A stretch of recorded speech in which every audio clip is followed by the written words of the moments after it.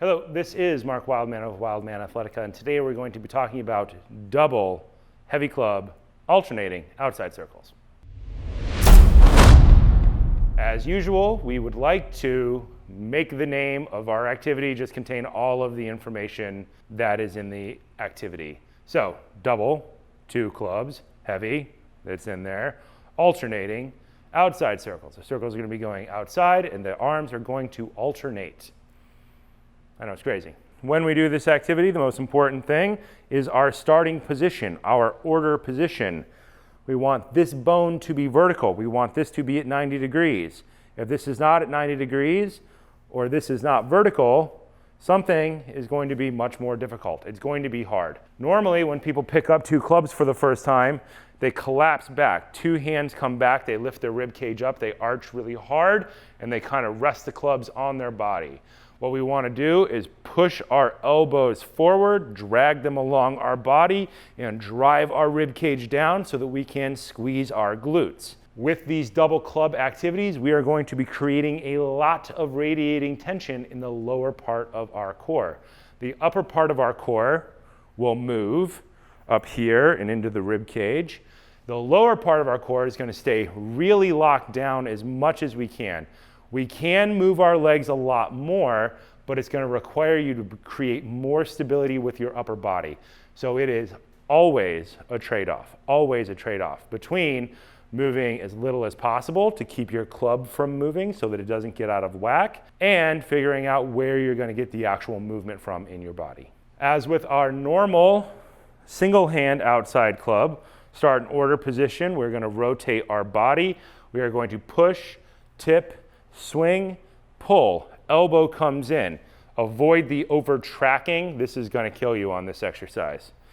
Rotate back, outside. With this exercise, we would like to point our feet straight ahead. Turning out is going to make targets for our clubs to hit. With small clubs, it's fine. When we get up to big, heavy clubs, you're going to end up clocking yourself before you even leave the ground. Point your feet straight ahead. Think of this as like skiing. In skiing, we don't want to turn our feet out. We want our feet underneath us. If our feet get really wide, we're going to do that thing where we rip our ski pants and probably get really hurt. So bring your feet all the way underneath you. That starting position is very similar to a kettlebell position. Our elbow lock on the pickup. Wrap your hands. Point your thumbs towards the sky. Swing back. Bring it up to our double order position. The double outside circle is harder than the double inside circle because there's a bit more weird rotation in it, and the stability coming from this side to get to the stop and then moving back that same direction for the outside circle. The outside circle, we create stability, rotate to center, then we rotate back the way we came for that other hand.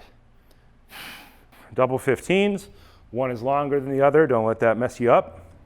Get our feet pretty close somewhere underneath us, rotate, catch, create that stability. Rotate, catch, create that stability.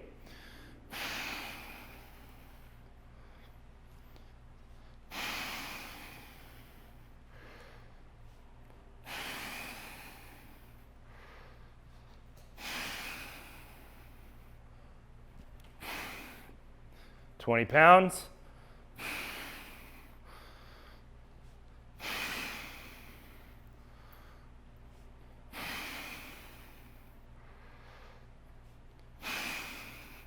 The club that's not doing the circle is actually the hard club to operate. Because you'll notice this one is going to tip and shake as the other club moves. Every time that secondary club wobbles, it tries to pick up force. The further the wobble goes, the bigger the movement, the harder it is to contain, the more contraction you're going to have to create in order to stabilize the movement. Double 25s, this is where it gets real dicey.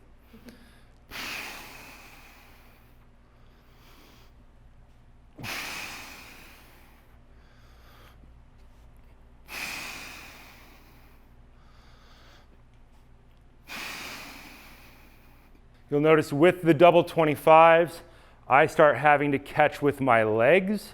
So I get below the weight as it comes in. I stand up into it. I start the next rep. I drop into my hips to catch with my legs. I stand up to stabilize.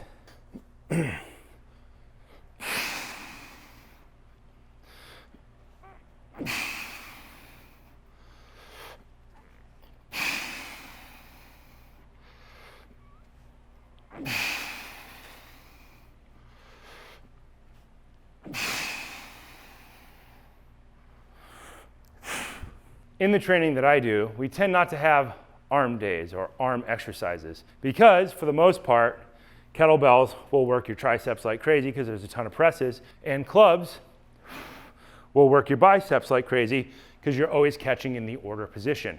If you did need to be really armed up for a roll, this would be the exercise to do. This, inside circles, outside circles, and alternating shield cast. This is what you would do if you had to train like Thor. That would be 100% the thing. It is a lever, and all that contraction and control creates more and more time under tension. Your arms will get bigger doing this. They definitely will get bigger doing this, especially if you jack up the weight. If you keep the weight light and you set it for time under tension and you do a minute, then you're just gonna end up with very, very toned arms. But if you wanted to put on size, and you would start jacking the weight up and turning this into strength training and then into bodybuilding protocols. 3 reps on each side, start adding sets, create a final number, go to 5 sets of 5, create a final number, a goal of work, and then take it into the 6 to 8 range. Getting this into 6 reps on each side is pretty awful. You're gonna need to give yourself a nice long break in between if you wanna turn it into a bodybuilding protocol. But this is real warrior Thor arm stuff. Because what are you doing? You're operating a giant lever, and weapons throughout history are levers. So if you went to ancient Greece, you'd see guys and they'd have all these little club-like muscles in there from beating the crap out of everybody in sight with levers all the time and operating shields. That's why it's called a shield cast. This has been Mark Wildman of Wildman Athletica.